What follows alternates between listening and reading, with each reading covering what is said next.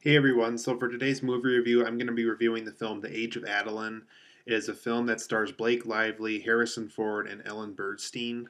It's a film about a woman who was born in the early 1900s, and she already develops at a young age, she basically forms a romantic relationship with a guy she meets in her early years.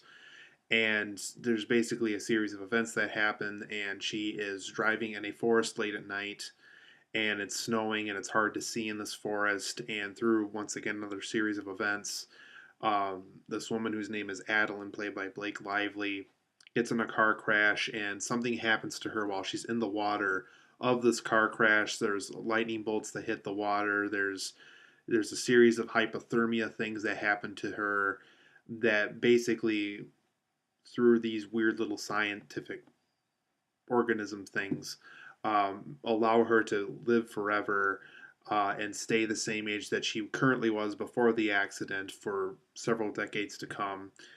And so throughout the course of the story, she's basically remains young, and people don't really know why, and she really can't explain herself. And as a result, she's always on the run. She's always changing her identity. She doesn't try to get too close to people just so she doesn't have to explain her weird condition of why she doesn't age, why she looks the same, why she can be, 70 or 80 years old and still look like she's in her 20s.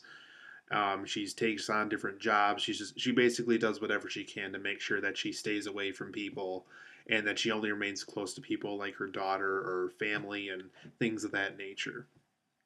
But throughout the course of the story, she does fall in love with a man that basically won't leave her alone. He has very serious feelings for her, and the two of them form a relationship that even Blake Lively's character of Adaline herself doesn't really want to get away from, just because it is very promising. She would feel really bad if she moved away from this guy, just because she is aware of just how much this guy really likes her a lot. So the two of them get close, and they get close enough where this guy wants to introduce her to his parents. And through those series of events, Adaline has a have even harder time of having all these decades of this life that she formed, all these jobs that she's done, all these identities that she's tried to keep for herself. And so by the third act of the film, it's very challenging for her to be able to maintain this. And she also finds an opportunity to get off of this curse that was very much an accident on her.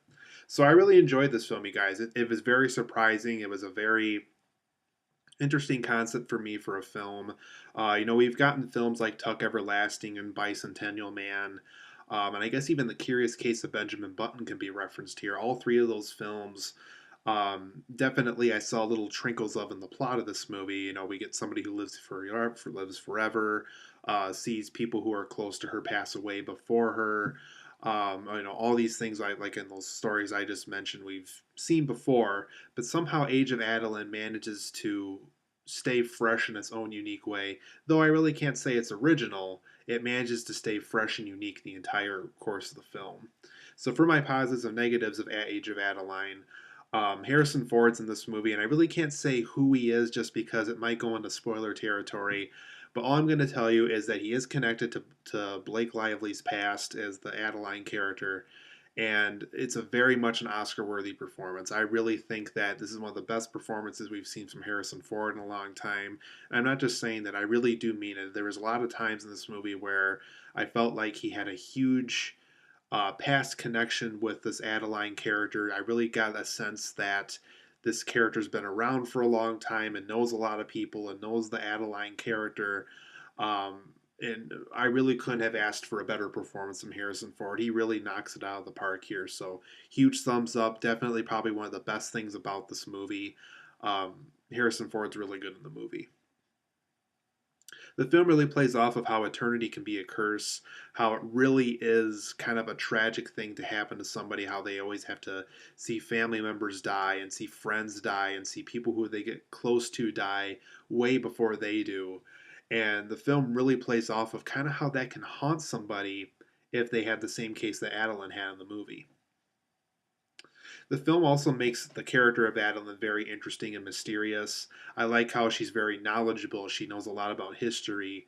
She knows, what to do and what not to do when it comes to getting close to people, and how, if you get a certain amount of close to somebody, keeping your identity, your real identity, a secret is very challenging. And so I like how in this movie, Adeline kind of learns what to do and what not to do, and she kind of finds her own comfort zone. And when she gets out of the comfort zone, the film gets more interesting, but it gets more challenging for this character. So I liked how the script handled this character. It was a very interesting character, I thought. I like how, kind of like the films like Forrest Gump and X-Men Days of Future Past, there's a lot of like real life history that was incorporated into this woman's life for this story. She knows a lot about presidents. She knows a lot about, the Red Scare and all these things that happened throughout the 1900s that she was able to live through and see for her own eyes, and was able to stay the same age for this entire time.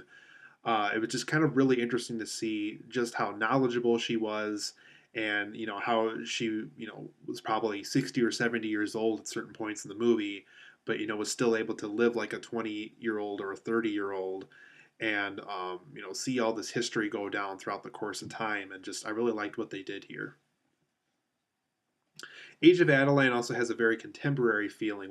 I think what's really going to make this film last a long time for a lot of people is just the fact that when it's in the 60s, it feels like the 60s. When it's in the 80s, it feels like the 80s. When it's in 2014, it feels like 2014. And so when we go back to this movie, we're going to be like, you know what? In 2014, iPhones were pretty big, and that was pretty big, and that form of technology was very important to people. I think Age of Adaline managed to master that. It managed to really understand what time period some of these scenes were meant to take place in. And so as a result, it's contemporary because it knows exactly what time period it is. And even if it were to take place in like 2050 or 2100, um, the film would be very aware of just how what that year is like on people.